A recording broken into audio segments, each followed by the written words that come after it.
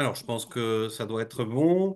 Donc, bonjour à tous et bienvenue sur ce webinaire dans lequel on va vous présenter la formation ingénieur de spécialité génie industriel pour l'aéronautique et l'espace.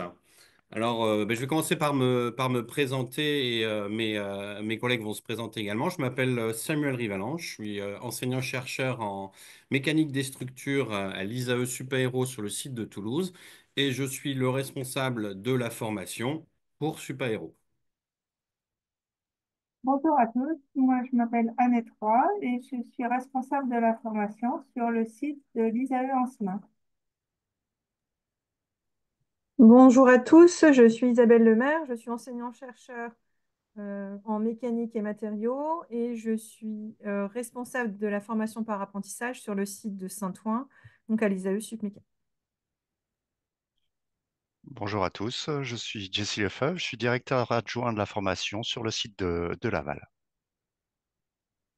Bonjour à tous, je m'appelle Clémence Delagoutine, je suis apprentie en première année à l'ISAE Submeca et je suis en alternance chez Aura Aéro. Bonjour à tous, je m'appelle Alexandre Bouraoui. Je suis apprenti ingénieur à l'ISAE Supaéro en alternance à Thales Alenia Space. Bonsoir à toutes et à tous, c'est un plaisir pour moi d'être là ce soir. Donc, je me présente, je suis Adrien Frager, je représente l'école Isaïe Ansma. Donc, je suis apprenti en seconde année à l'entreprise Airbus Operation SAS sur le site de Toulouse. Et j'espère que vous profiterez de cette soirée pour en apprendre davantage sur la formation du groupe Isaïe. Et oui, parce que c'est l'objectif. Donc cette formation, c'est une formation commune du groupe ISAE. Donc le groupe ISAE, c'est un regroupement de 6 écoles membres et quelques écoles partenaires sur la formation et la recherche en ingénierie aéronautique et spatiale en France. Et on va vous présenter ce soir le cursus, le pourquoi du cursus qui a été créé pour répondre à des besoins industriels. On présentera le contenu de la formation, les 4 sites qui proposent cette formation. La procédure d'admission et de recrutement pour cette année 2025 et les chiffres de l'année précédente. Et ensuite, on passera à des témoignages des apprentis. Dernière étape, on aura une séance de questions-réponses. Alors, vous n'avez pas accès directement par la voix à nous, donc vous avez un bouton dans un coin, je ne sais pas lequel, de votre écran, un bouton questions-réponses sur lequel vous pouvez écrire vos questions. On a des personnes derrière qui vont répondre en temps réel à vos questions et on va en sélectionner quelques-unes pour y répondre à la fin, que ce soit moi, mes collègues ou les apprentis qui viennent témoigner. Donc la formation, c'est une formation ingénieur dite de spécialité génie industriel pour l'aéronautique et l'espace. Donc comme je vous l'ai dit, elle a été créée par le groupe, donc c'est une formation unique. Les 4 écoles qui font partie de cette formation, on a créé cette formation ensemble et on l'a déployée sur les 4 écoles. Alors on l'a déployée à Supaéro en 2020, Lancema puis Supmeca nous ont rejoints et ont déjà des promos qui tournent. Et l'Estaca arrive dans la formation là pour la rentrée 2025, donc c'est leur première rentrée. Donc cette formation, elle est identique sur les 2 premières années, quel que soit le site sur lequel vous faites les cours. Alors ce ne sont pas les mêmes professeurs, le calendrier n'est pas forcément le même, mais vous avez un contenu qui est identique. Et puis vous avez sur votre 3e année des options qui sont différentes en fonction des sites. Et chacun de mes collègues va vous présenter tout à l'heure les options justement sur chacune des écoles avec une possibilité qui est offerte aux apprentis de bouger d'une école à l'autre pour aller chercher une spécialité, une option qui les intéresse plus sur un des autres sites, donc en 3e année. Alors, petite chose, c'est une formation d'ingénieur. Ça veut dire qu'elle est habilitée par la commission des titres d'ingénieur, donc c'est bien ingénieur. Le diplôme, c'est un diplôme de spécialité. Alors, qu'est-ce que ça veut dire, diplôme de spécialité? C'est simple. La commission des titres d'ingénieur ne permet à chaque école que d'avoir un seul titre dit ingénieur, formation ingénieur généraliste. Et donc, dès qu'on crée une formation supplémentaire, elle est dite de spécialité. Et pour la formation qu'on vous propose, c'est une spécialité orientée génie industriel et aéronautique et espace.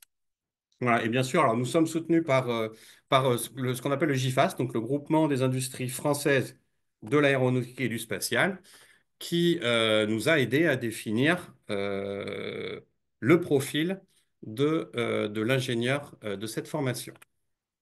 Alors justement, le profil qui était recherché par les entreprises du domaine aéronautique et spatial, c'était un ingénieur qui puisse assurer une interface entre le bureau d'études et la chaîne de production, ce qu'on appellera globalement l'industrialisation et les méthodes.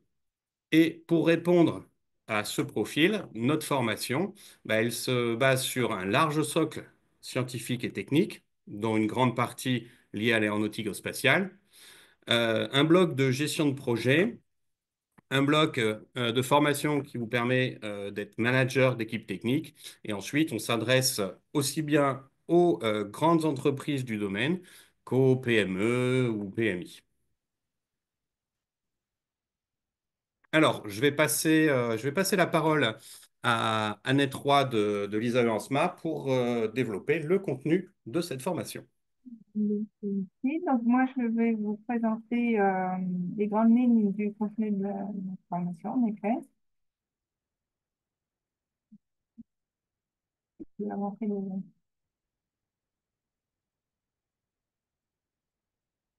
Donc, être apprenti, c'est quoi? Peut-être certains d'entre vous ont déjà vécu cette expérience.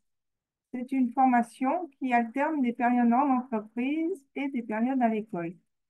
Donc, un apprenti, c'est à la fois un étudiant et un salarié. Donc, avec certains avantages euh, liés notamment au fait de salarié. C'est une formation pratique au sein d'une entreprise avec un suivi personnalisé par un double tutorat. C'est-à-dire que vous avez bien sûr un maître d'apprentissage qui va vous accompagner dans vos missions en entreprise, mais vous êtes également suivi par un tuteur pédagogique de l'école qui veillera justement à la bonne coordination entre vos périodes en entreprise et à l'école.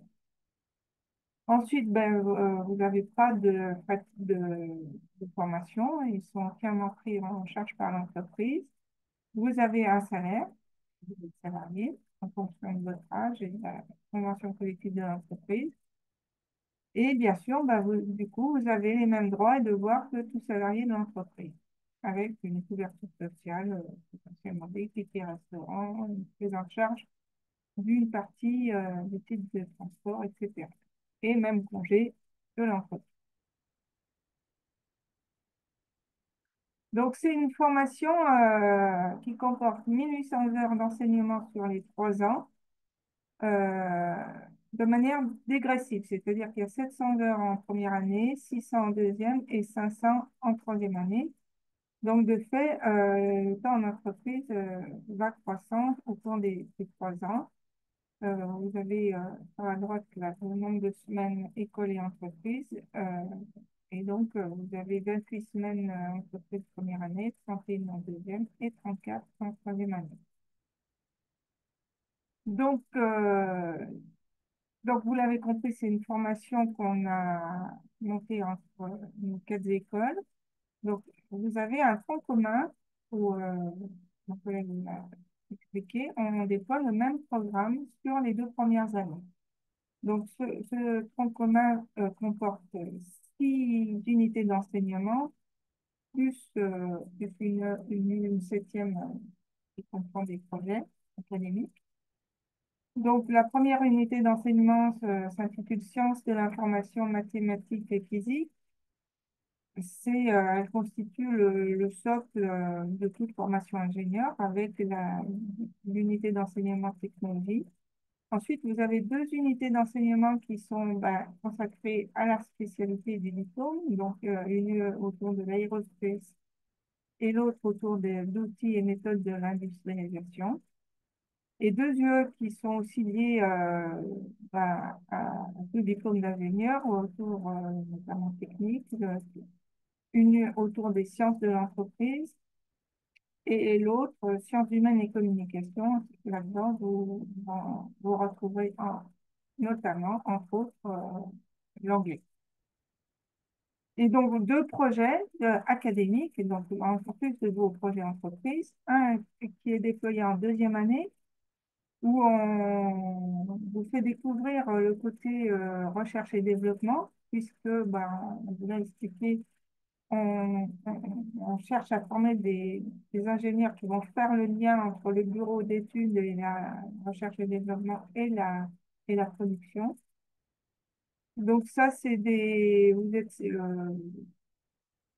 vous êtes mis en binôme ou trinôme et vous êtes accompagné par des enseignants-chercheurs ou chercheurs euh, sur un petit projet de R&D pour vous faire découvrir ces aspects.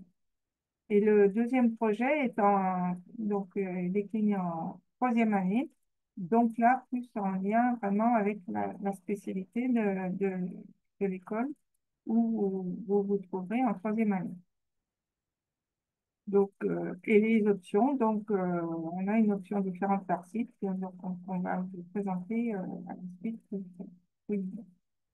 Donc, vous avez ici la répartition des heures dans les différentes unités d'enseignement. Donc, je ne vais pas tout les détailler. Vous voyez que c'est relativement équilibré. Donc, 20% avec un peu plus, effectivement, d'heures consacrées au socle scientifique, on va dire, de la formation, qui vous permettra ensuite de, de- de poursuivre dans de bonnes conditions les autres unités d'enseignement technique et scientifique. 12% sur les UE technologiques, 12% sur l'UE aerospace, 14% sur l'UE méthode outils et méthodes de l'industrialisation, 6% sciences de l'entreprise, 10 sur les sciences humaines et communication, et 16% sur l'option de troisième année, et enfin 10% sur les deux projets. Donc, vous avez ici un peu plus en détail les matières déclinées dans chaque unité d'enseignement. Donc, je ne vais pas peut-être pas tout détailler. L'UE sciences de l'information, mathématiques et physique, va vous retrouver des sciences dites fondamentales comme les mathématiques, la mécanique des fluides, l'informatique, etc. Donc, vous voyez que vous avez aussi bien des, euh, des sciences qui vous euh, euh, des bases qui vous permettront de comprendre des aspects plus mécaniques et d'autres plus informatiques en particulier. De même pour l'une technologique, où vous voyez des matières comme capteur à chaîne d'acquisition ou cybersécurité, architecture des systèmes numériques, donc un peu plus, on va dire, informatique, système embarqué, et d'autres un peu plus base conception mécanique, comme la CO et FAO, notamment. UE Aerospace, ben, comme son nom l'indique, vous avez des spécialisations autour de l'aérodynamique, de la propulsion, de la mécanique des fluides, euh, de la mécanique du vol, et des structures aérospatiales, aéronefs et systèmes spatiaux. L'outil et méthode d'industrialisation, donc, qui constitue la deuxième partie de la spécialité, donc, vous verrez des concepts autour de la qualité, de la conception fonctionnelle et ingénierie simultanée, la gestion de projet, bien sûr, et certification, méthode de fabrication et conception, organisation industrielle, et également un module autour de l'usine du futur. On appelle aussi l'usine 4.0. Sciences de l'entreprise, donc stratégie d'entreprise, gestion financière, donc vraiment des choses autour aussi du droit, des contrats et des affaires, mais aussi des modules un module autour du développement durable et de la responsabilité sociétale des entreprises, et un autre autour de la propriété industrielle liée à l'innovation. Et enfin, donc, sciences humaines et communication. Donc, vous retrouvez un module sur la communication, le management, un module qu'on décline en troisième année autour du design thinking. Donc, c'est une méthode inspirée des méthodes des designers pour, notamment pour innover autour de l'innovation. Et un gros module, bien sûr, en anglais que vous allez mener au long des trois années de la formation. Et le projet, avec les deux projets dont je vous ai déjà parlé, le projet R&D en deuxième année, le projet innovation et conception en troisième année. Donc, il y a bien sûr, comme dans toute formation ingénieure, une période, une obligation de période à l'international, d'une durée minimale de 9 semaines, mais qui est plutôt préconisée pour 12 semaines à l'étranger, dans un pays étranger, et qui est à réaliser sur une des périodes qui peut potentiellement être fractionnée si nécessaire, mais obligatoirement sur les périodes en entreprise.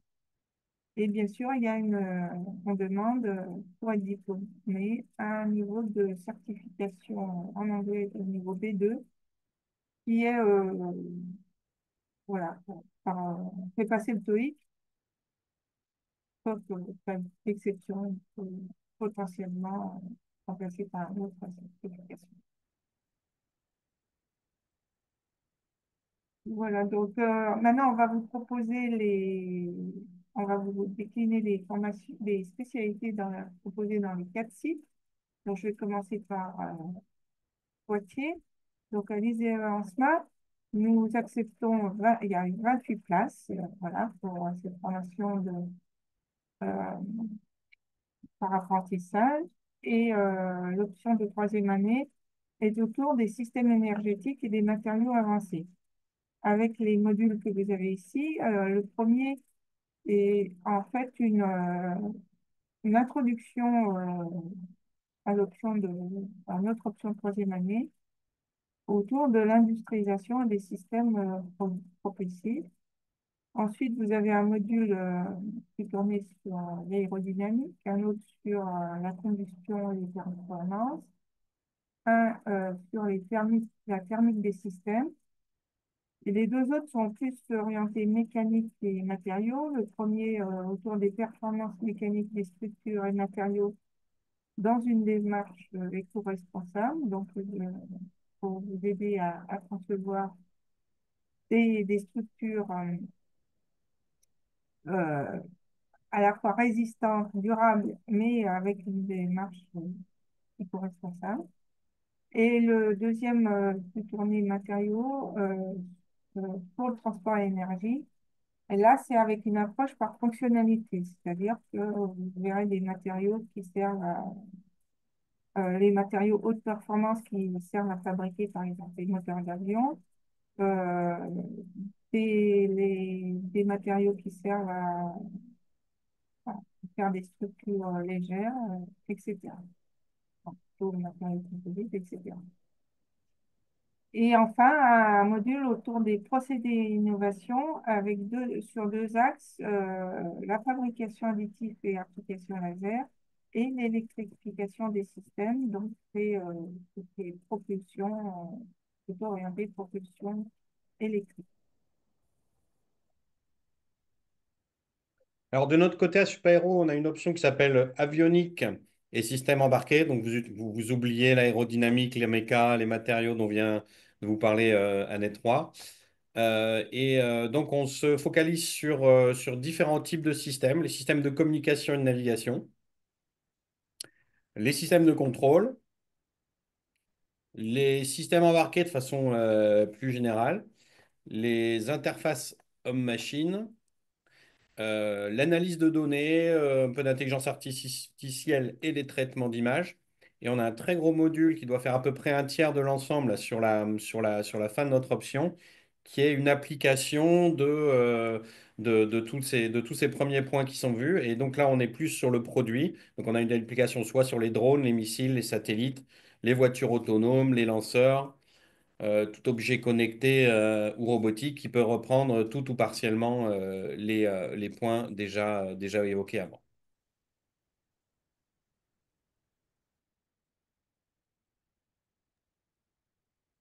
Donc, concernant l'option de Submeca donc à Saint-Ouen, on dispose d'un maximum de 24 places. Donc, on est orienté cette fois-ci sur la partie production, vie-série. Et donc, on a toute une partie du parcours de troisième année qui va être en lien avec la supply chain, comment alimenter les chaînes de production, comment observer les flux entre les matières entrantes, les produits sortants, optimiser ces flux, optimiser la qualité également. On travaille également sur les procédés de fabrication, puisque on a besoin de procédés pour pouvoir arriver à produire nos composants. Donc, on fait un focus en particulier sur la fabrication additive et les composites pour l'aéronautique, ainsi que toute la partie ergonomie du poste de travail, automatisation des procédés, qui sont une réelle problématique pour certaines activités du milieu de l'aéronautique. Et à côté de ça, tout ce qui va être amélioration de la performance et pilotage des risques et sûreté de fonctionnement. Alors, sur le site de l'Estaca à Laval, il y aura 28 places. On est plutôt axé sur tout ce qui est numérisation des systèmes et processus de production, donc tout ce qui est outils numériques de façon générale. Euh, L'ingénierie basée sur les systèmes et sur les modèles tout au long du cycle de vie. On fera pas mal d'intelligence artificielle plutôt en termes d'usage, hein, de maquettes numériques. On a un centre en Mayenne. Alors, la Mayenne, vous connaissez peut-être pas tous. N'hésitez pas à y venir, on y est bien. Euh, on a un centre important de réalité virtuelle et de réalité augmentée.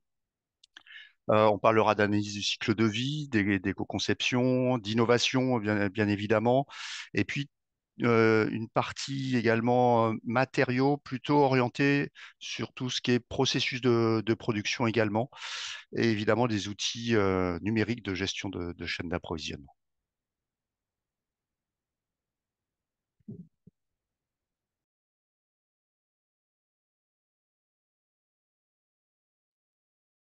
Donc, le recrutement de la rentrée de 2024 en quelques chiffres.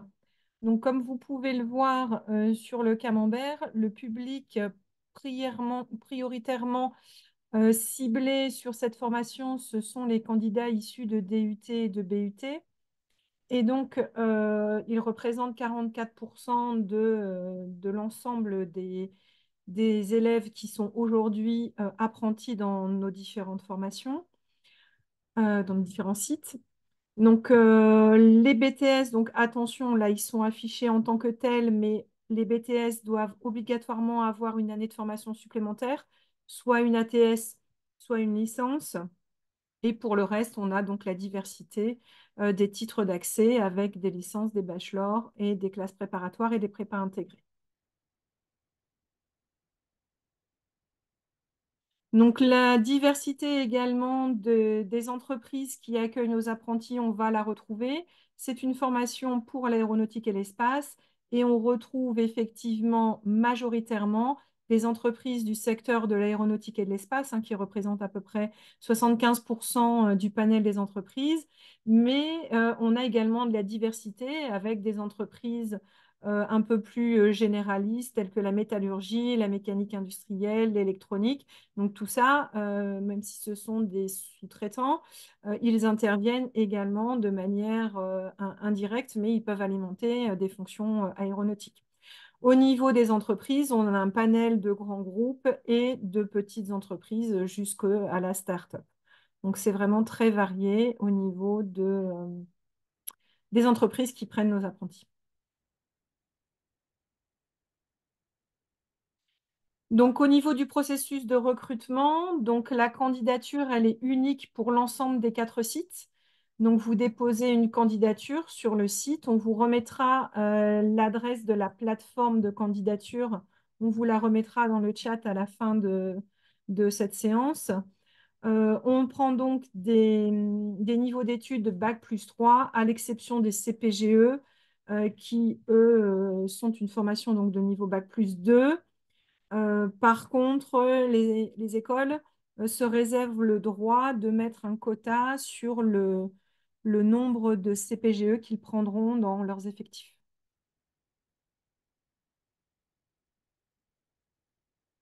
Alors, le calendrier de la session de recrutement cette année, le site de candidature est déjà ouvert. Donc, il restera ouvert jusqu'au 3 mars à midi. Alors, surtout, n'attendez pas la dernière minute pour pouvoir postuler. On ne sait jamais, un problème Internet, un problème de réseau, un problème de plateforme. Ça peut être un peu dangereux d'attendre le 3 mars pour déposer votre candidature. Donc, anticiper, c'est toujours mieux. S'il manque éventuellement votre bulletin du semestre en cours, vous pouvez toujours le renvoyer un tout petit peu plus tard, mais il faut vraiment achever les données essentielles de votre candidature avant le 3 mars. Dans une première étape, on va vérifier la recevabilité de votre candidature, donc voir si le dossier est complet et vérifier que votre titre d'accès, donc votre diplôme, DUT, licence, s'il est bien dans la liste des DUT, des licences et des prépas que l'on a l'habitude de prendre pour cette formation. Et donc, une fois que le dossier est vérifié par rapport à sa recevabilité administrative, vous êtes convoqué sur des épreuves écrites. Donc, on a une épreuve d'1 heure et demie en mathématiques, une épreuve d'1 heure en anglais et une épreuve d'1 heure en français. Il n'existe pas d'annales sur ces épreuves. Ce sont des épreuves de niveau Bac+2, Bac+3, basées sur les programmes de BUT. Au niveau de ces épreuves, si vous avez besoin d'aménagement, il faut en faire la demande avec la justification du fait que vous avez déjà des aménagements dans la formation que vous suivez actuellement. À l'issue de ces épreuves écrites, on va passer à l'étude plus précise de vos dossiers en regardant les résultats que vous avez eus pendant vos formations précédentes et puis également votre motivation et d'éventuelles lettres de recommandation que vous auriez à nous fournir. Les épreuves orales, donc elles sont bloquées du 5 au 13 mai. Les convocations pour ces épreuves orales, vous les recevrez le 25 avril. Du 21 au 23 mai, donc ça, c'est une activité plus administrative. Ce sont les écoles qui établissent la liste des candidats qui seront admissibles sur leur site. Et la communication des résultats se fera a priori le 23 mai vers l'ensemble des candidats. Et ensuite, quand vous êtes admis dans 1, 2, 3 ou 4 écoles, puisqu'il y a 4 écoles sur le concours, vous avez dû déjà commencer, enfin, à ce moment-là, au mois de mai, vous aurez déjà commencé votre recherche d'alternance. Et si vous avez un engagement d'une entreprise, à ce moment-là, vous contactez l'école qui vous a admis et pour laquelle vous voulez vous positionner pour mettre en place les démarches de signature d'un contrat d'apprentissage entre l'entreprise, le CFA et l'école. Voilà. Donc, il est conseillé vivement d'avoir trouvé son contrat avant fin août. La loi permet d'avoir un petit peu plus de temps, c'est-à-dire jusqu'à 3 mois après le démarrage de la formation, pour pouvoir trouver son contrat. Mais comme le nombre de places est limité sur chaque site, au niveau des listes d'admissibilité, vous avez un surbooking. Donc, on admet plus de candidats que de places dans nos formations. Donc, c'est toujours sous réserve des places disponibles.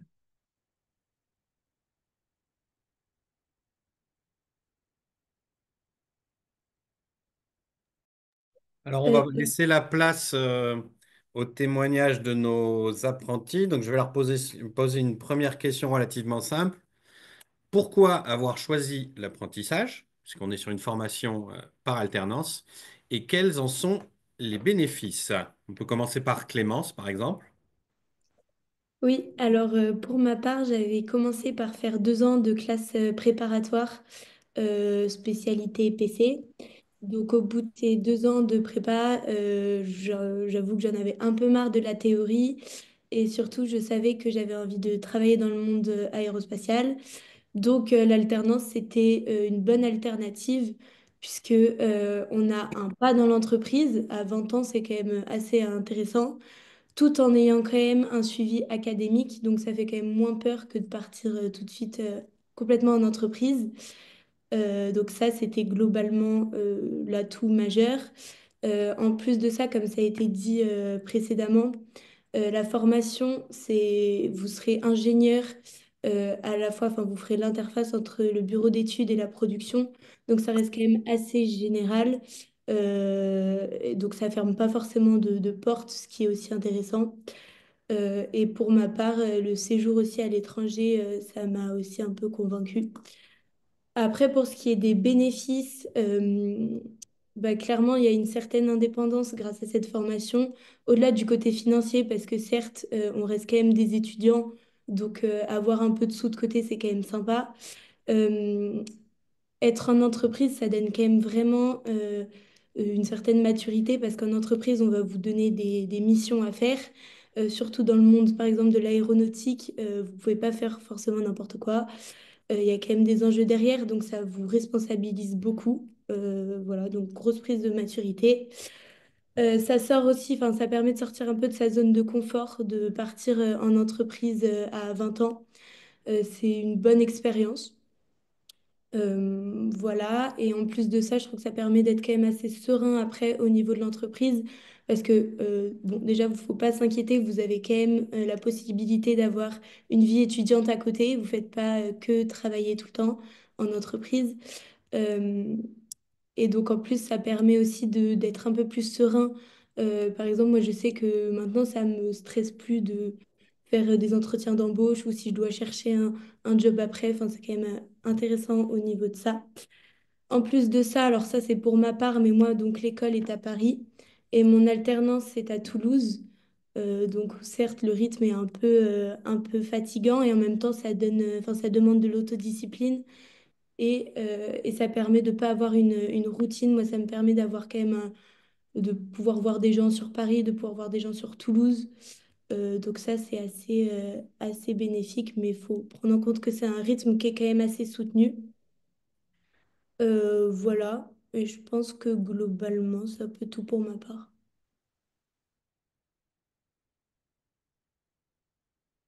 Alexandre? Oui, alors je pense que Clémence a presque tout dit, donc je vais légèrement enfin, me répéter. Mais oui, je pense que les bénéfices principaux, c'est mettre un premier pied dans le monde du travail. Quand on est apprenti, on a des vraies responsabilités. On travaille réellement sur des projets. Moi, dans le cadre de Thales Alenia Space, je commence déjà à travailler sur des satellites qui vont être envoyés dans l'espace ou certains qui ont déjà été envoyés. Donc, c'est vraiment, vraiment très intéressant.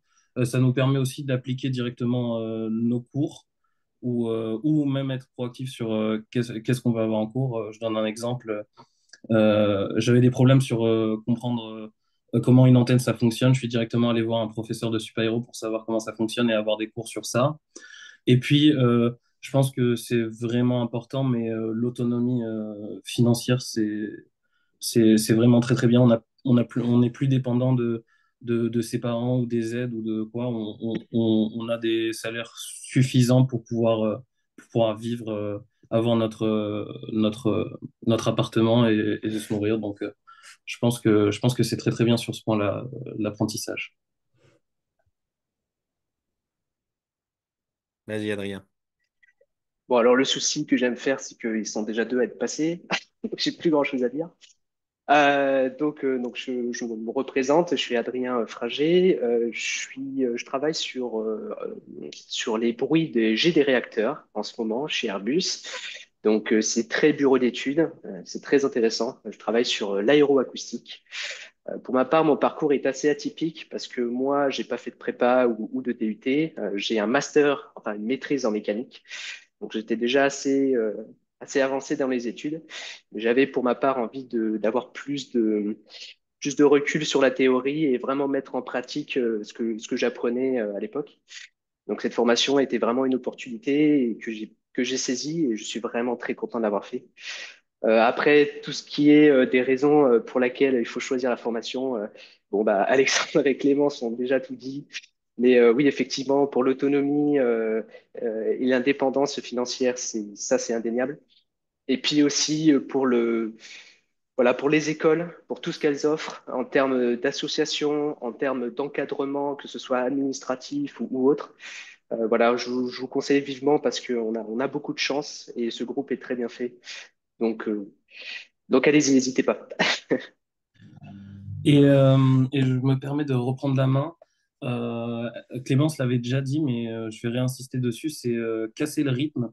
Je trouve que dans le groupe Isae, en général, on a un très bon rythme d'alternance qui nous permet de bien être à l'école et faire nos évaluations sur les parties école et en entreprise suffisamment longtemps pour pouvoir s'habituer au projet et puis vraiment avancer.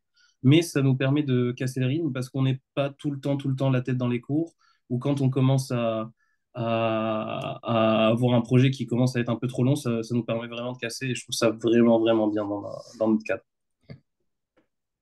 Alors, petite précision, là, les trois témoignages, nos trois apprentis, ils sont tous sur Toulouse, hein, je dis pas de bêtises. Voilà. Alors, Oui, oui. c'est pas obligé, hein. C'est pas obligé. On en a un petit peu partout en France. C'est juste que le hasard fait que les trois témoignages sont sur Toulouse, mais on en a un petit peu partout, hein.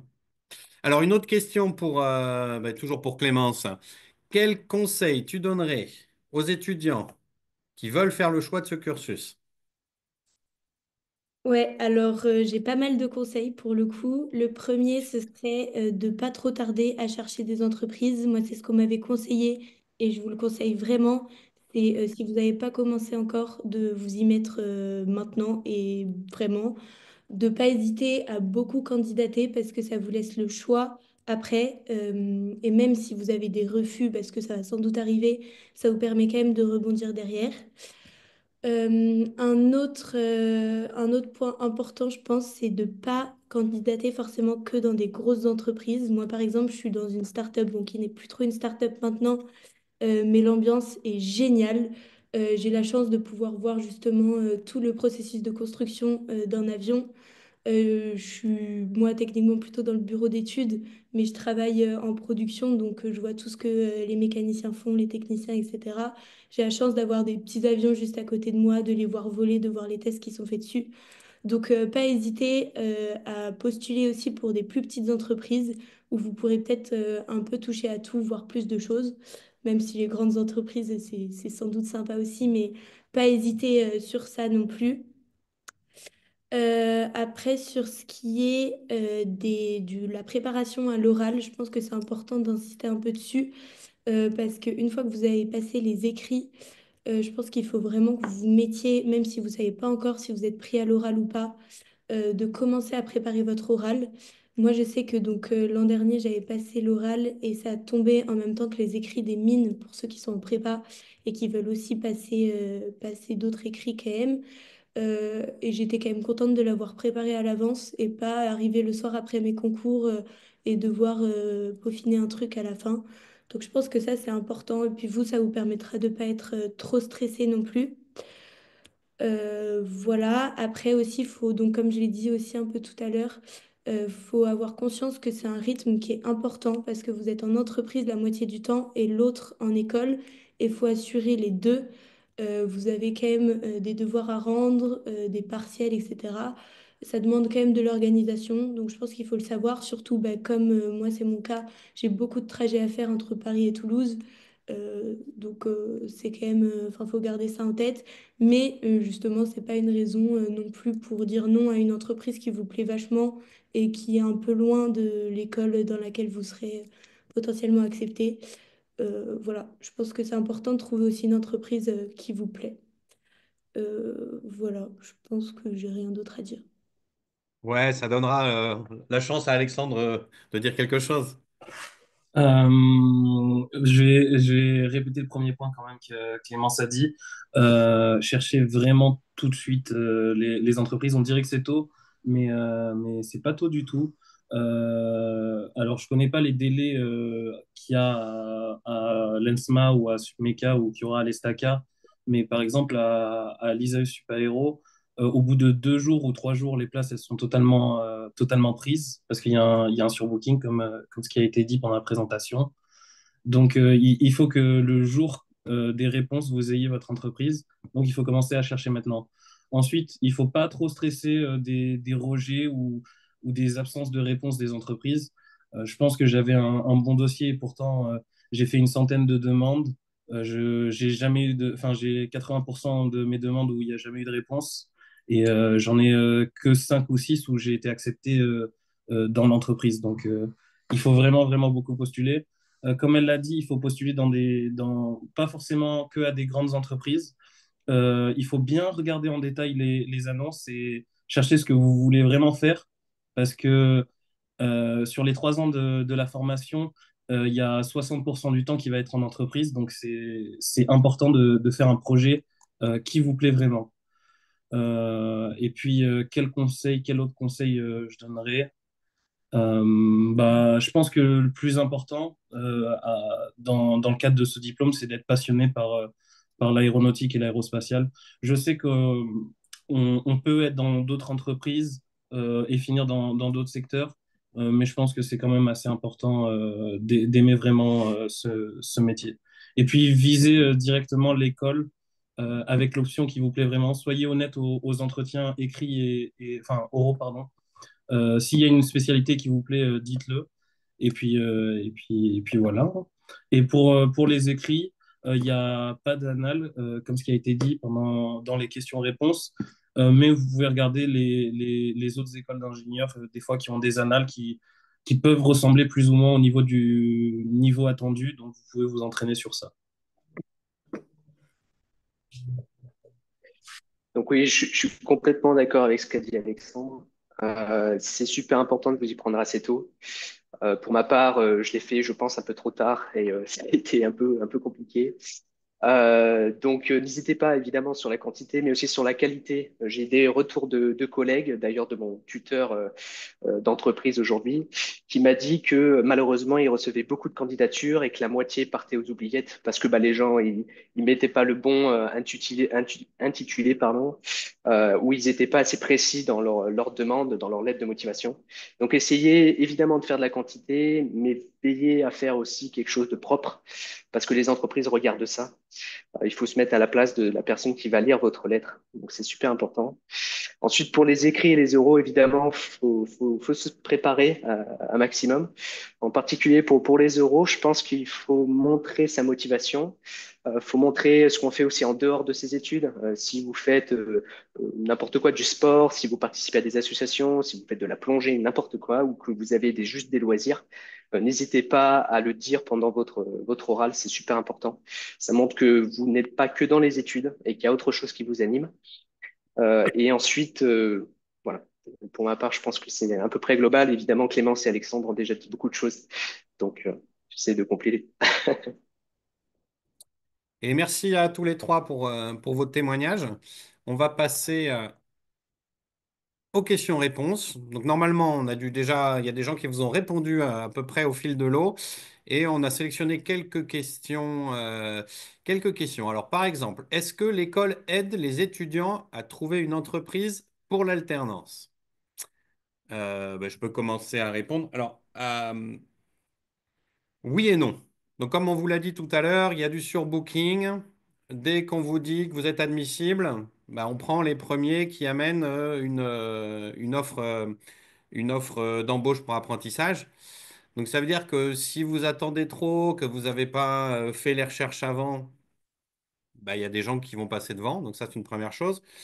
Et nous, on ne peut pas vous offrir les services d'aide pour rechercher une entreprise alors qu'on ne sait même pas si vous serez admissible.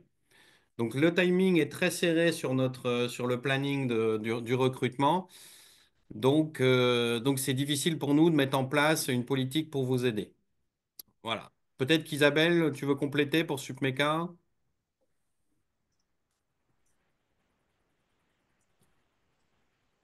Si je peux me permettre aussi de compléter, entre les écrits et les oraux, il y a ce qu'on appelle un village entreprise virtuelle. Donc, on reçoit un lien où on peut se connecter. Moi, c'est sur ce village-là que j'ai trouvé mon alternance. Donc, c'est intéressant, mais c'est un peu tard, honnêtement. Donc, il faut vraiment commencer avant. Mais enfin, l'ISAE aide un petit peu, bien sûr. Isabelle? Ben, oui, non, moi, j'ai pas de choses spécifiques à rajouter concernant cette Ouais, partie. Mm. moi, je voulais juste rajouter qu'on on reçoit effectivement, je pense que c'est le cas de toutes les écoles, des offres, notamment par le biais de nos anciens. Mais il faut savoir quand même que les grands groupes, ils ne recrutent pas sur des candidatures spontanées, mais uniquement sur les offres qui apparaissent sur leur site de candidature. Donc, il faut vraiment aller voir ces offres. Et nous, les offres qu'on diffuse, on les diffuse une fois qu'on a fait notre liste d'admis sous condition de trouver un contrat d'apprentissage. Donc, effectivement, ça peut être un peu tard. Donc, si vous n'avez pas du tout commencé avant votre recherche, ça risque effectivement d'être compliqué. Et pour conclure peut-être sur cette question, il faut savoir que votre capacité à aller chercher une entreprise, à vous y prendre tôt, hein, bah, quand vous nous le montrez pendant vos entretiens, vous arrivez à l'entretien, vous dites, bah, je connais mon projet professionnel, j'ai déjà une mission, elle est bien dans le scope de la formation et je suis pris, bah, ok, c'est que vous avez tout compris. Et donc, vous avez des points positifs par rapport à l'entretien. Donc tout amène à ce que vous vous y preniez le plus tôt, mais je crois que le plus tôt possible, mais je crois que là, les trois apprentis l'ont déjà dit. Il est Ju- clair que les entreprises vont ouvrir leur campagne de recrutement d'ici un mois, à partir de mars. Le maximum des offres arrive jusqu'en mai-juin. Juillet-août, c'est le calme plat. Donc, C'est si trop vous tard. n'avez pas commencé à chercher assez tôt, ce sera compliqué pour avoir une entreprise pour la rentrée. Donc, c'est vrai que c'est maintenant le bon moment pour commencer à démarcher les entreprises, même si vous n'avez pas encore la certitude d'être admissible dans une formation. Alors, on a pas mal de questions sur les écrits, hein. Le niveau demandé, bah, Isabelle a déjà répondu tout Allez. à l'heure, hein. Alors, bah, je peux repréciser si tu veux. Vas-y, vas-y. Donc, au niveau de l'anglais, ce sont des questions de compréhension écrite, donc sur lesquelles il y a des questions de grammaire et puis des questions de compréhension d'un texte en anglais avec des questions un petit peu progressives en termes de niveau.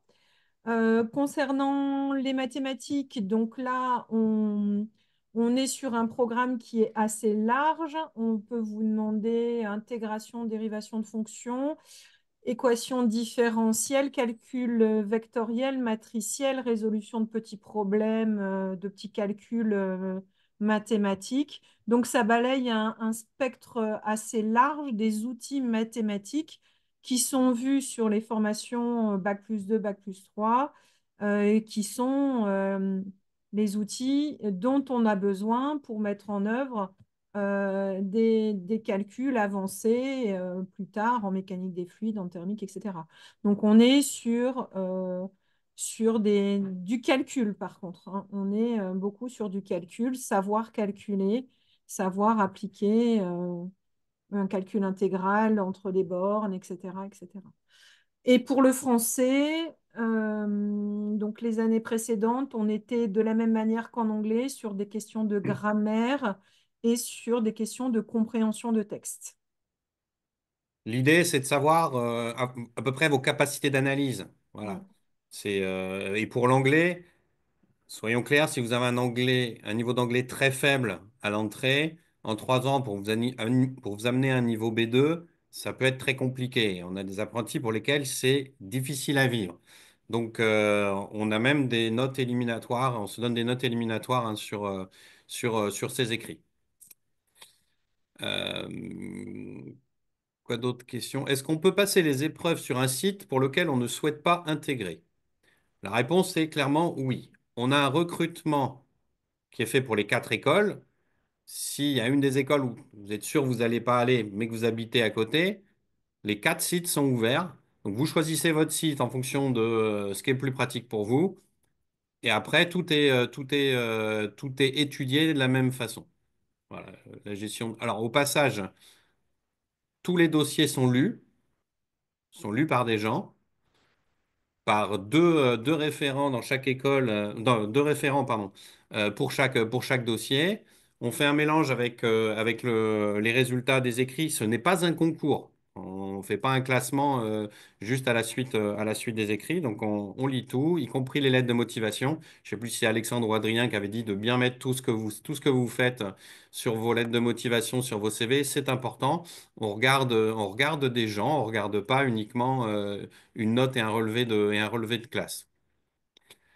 Alors, bonne question, on a rarement. Est-ce que l'expérience professionnelle est prise en compte pour l'étude des dossiers? Qui veut répondre? Bon, bah, ce sera moi alors. Ok, alors l'expérience professionnelle en soi, on ne la prend pas vraiment en compte. C'est-à-dire, ça ne va pas nous faire monter un dossier académique. Par contre, le fait que vous ayez une expérience professionnelle, bah, ça veut dire que vous êtes déjà allé en entreprise. Si vous avez déjà fait une alternance en BUT, normalement, vous connaissez le milieu professionnel plus que Clémence, qui par exemple venait d'une CPGE. Donc cette expérience, en fait, elle est surtout là quand vous allez vous nous amener quel est mon projet professionnel, qu'est-ce que je connais, qui m'a plu ou pas, qu'est-ce que je veux faire. Donc c'est plutôt dans ce sens-là qu'on va la mettre en avant. Maintenant, si vous avez une expérience professionnelle, parce que vous avez fait un stage dans l'aéronautique et le spatial, ce sera forcément un plus que si vous êtes allé le faire dans un autre domaine. Mais encore faut-il nous le vendre aussi de la même façon. Voilà, donc je pense que c'est surtout dans cette optique-là que l'expérience professionnelle peut être un plus sur vos dossiers. Alors, des questions très pragmatiques. Peut-on se loger sur les différents campus? Alors, je vais répondre pour Super Héros, je vais laisser la main après aux autres parce qu'on a vraiment des politiques qui sont différentes. Sur le campus de Super Héros, on a des places, mais on n'a pas beaucoup de places parce qu'il y a beaucoup de monde. On a moins de places en fait en résidence que de nombre d'étudiants. Donc, clairement, vous n'êtes pas prioritaire parce que vous êtes des étudiants, des apprentis qui êtes payés, que vous n'êtes pas forcément à 100% sur le campus, donc vous n'êtes pas prioritaire, donc ça dépend vraiment des places qui restent. On n'est pas les mieux sur le groupe pour répondre à ça. Je ne sais pas comment ça marche à Lancema. Alors, nous, on a des résidences universitaires juste en face de l'école et voilà. Bon, il y a des gros nombre d'apprentis qui logent là. Il y en a qui prennent des colocations en Poitiers aussi. En plus, notre CFA a une convention avec le Crous qui permet d'avoir des aides sur le logement et les repas sur les périodes où vous êtes à l'école. Donc, qui permet de limiter un petit peu ces coûts.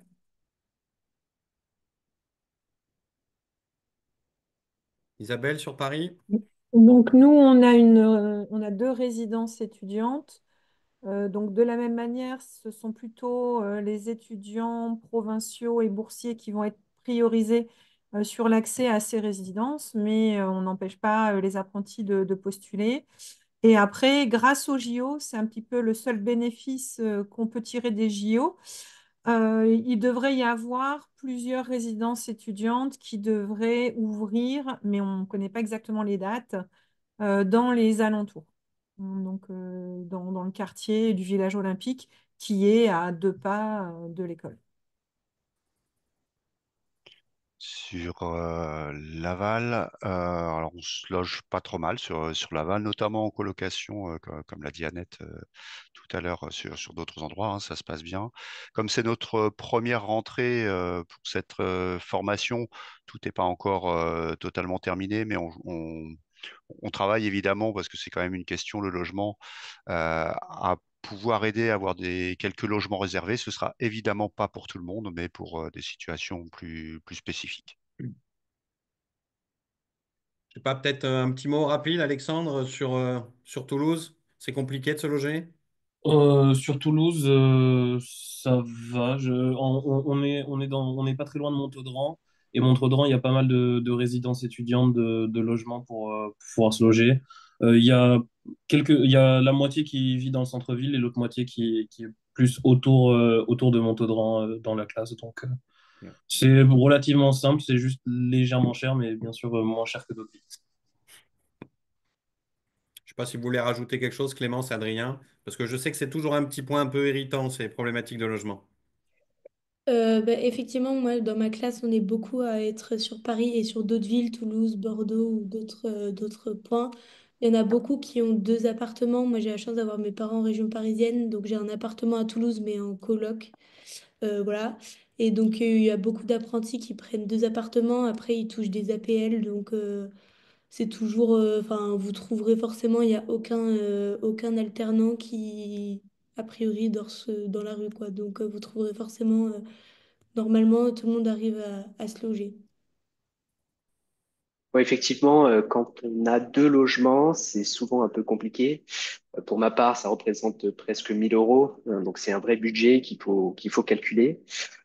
Mais après, on l'avait évoqué au tout début, mais bon, ça donne des rythmes différents et ça, c'est assez plaisant. Bon, voilà, il faut bien chercher. Les colocations, c'est une possibilité. Le Crous, une autre. Donc, n'hésitez pas dès que vous êtes à peu près fixé sur quelle école, à regarder les habitations qu'il y a autour, les appartements. S'il y a des logements Crous, vous inquiétez pas, vous y avez accès. Donc, voilà, il faut se renseigner un petit peu auprès de la ville en question. Mm.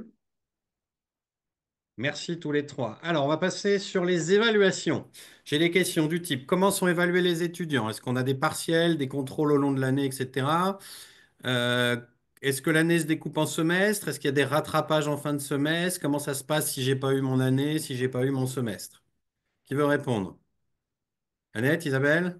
Et bah, oui, je veux dire presque oui à tout. Il y a effectivement des évaluations par des examens en fin de module d'enseignement ou par contrôle continu parfois,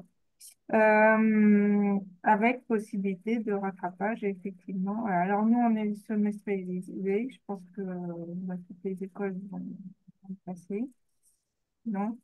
Enfin bon, Samuel, tu nous diras ensuite. Voilà.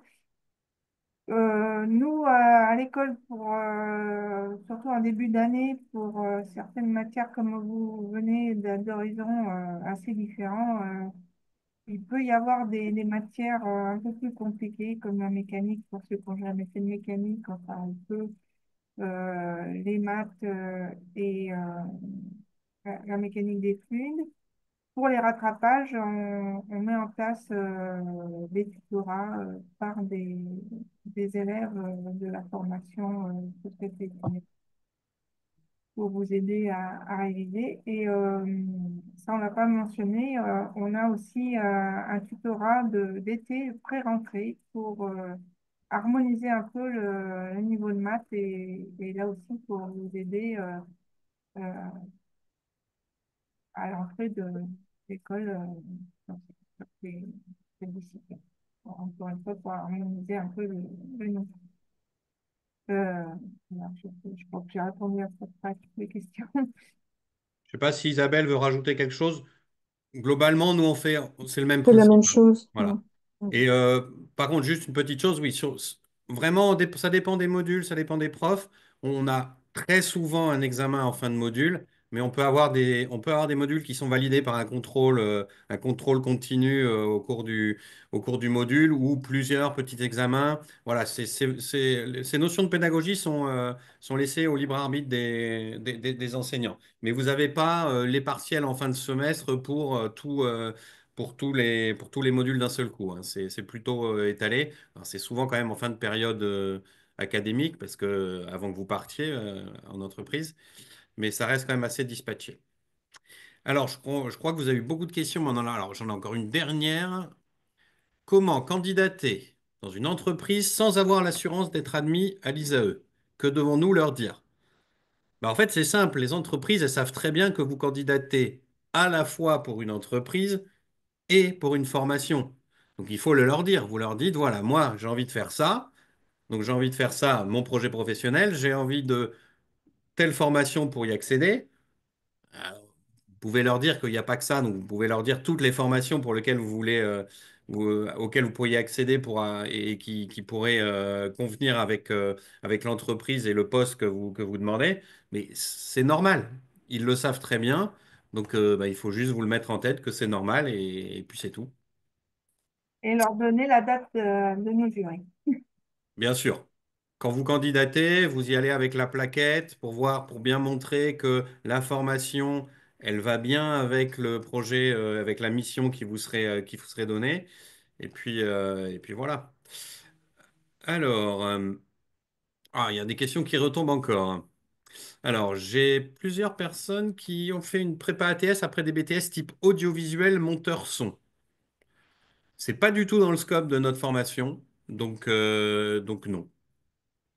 C'est pas, il faut avoir quand même fait un BUT ou un BTS. Donc là, vous pourrez aller voir sur la plaquette ou sur le site, qui est orienté dans des domaines scientifiques qui correspondent au scope de la formation. Voilà, on peut pas. Vous avez quand même, il y a quand même des prérequis et donc audiovisuel et monteur son, c'est beaucoup trop loin par rapport à notre formation. Et enfin, dernière question, toujours sur la prépa ATS. Ah bah non, c'est la même question. Alors, si elle n'est pas dans votre liste de BTS ciblés, bah, je vais répondre la même chose, hein. Il faut les BTS. Alors, peut-être que Isabelle va pouvoir nous faire la liste, elle l'a en tête, je sais.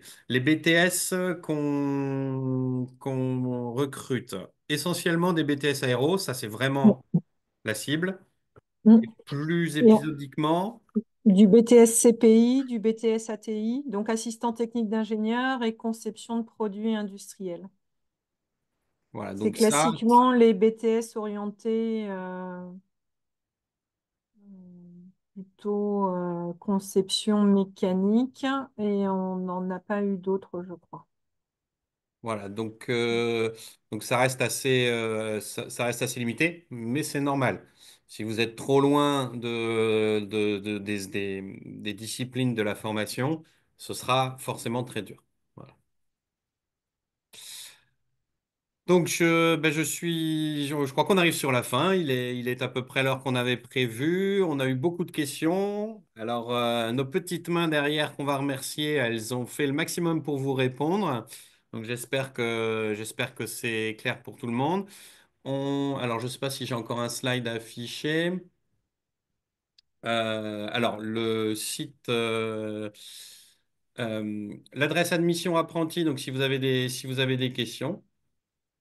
Et puis, ben, on a oublié de mettre l'adresse du site, mais vous le retrouverez soit sur le site du groupe, soit sur le site des écoles pour pouvoir candidater. Je ne sais pas si on l'a mis. Également. Il est dans le chat. Il est dans le chat, parfait. Donc voilà. Et ben donc du coup, je vous souhaite une bonne soirée. On va se quitter là-dessus et je souhaite à tout le monde une bonne chance, une bonne continuation dans votre bah, recherche de formation et du coup, sans doute aussi recherche d'alternance. Bonne soirée à tous. Au revoir. Bonne soirée à tous. Bonsoir. Bonne Bonne soirée, au soirée, au revoir. revoir. Au revoir.